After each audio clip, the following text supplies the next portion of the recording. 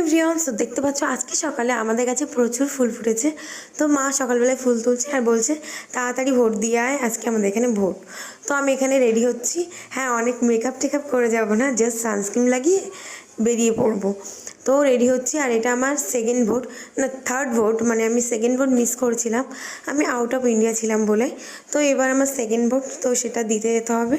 তো যাবো, চলো যাওয়া যাক। আর যাওয়ার সময় মনে পড়লো যে হ্যাঁ, বাইরে রোদ্দুর উঠেছে, তো মা বলছে তাহলে ছাতা নিয়ে যা। তো তারপরে কী করলাম, যে ছাতাটা নিলাম, নিয়ে গিয়ে দেখি প্রচুর লাইন। আমার তো মাথা ঘুরে গেছে। তারপরে গিয়ে দেখি না, আমার যে পার্ট সেই পার্টে 10 থেকে 15 জন আছে। তারপর দেখো ভোট দেওয়া কমপ্লিট হয়ে গেছে, আমি বাড়ি চলে এসেছি। কিন্তু আমার এক্সপেকটেশন ছিল যে কি সুন্দর করে কালিটা লাগাবে, কিন্তু কালি লাগিয়েছে মনে হয় আমার পুরো আঙুল 1 ইঞ্চ জুড়ে লাগিয়েছে। আরে ভাই, আমার কেনই অবধি লাগাতে পারতিস।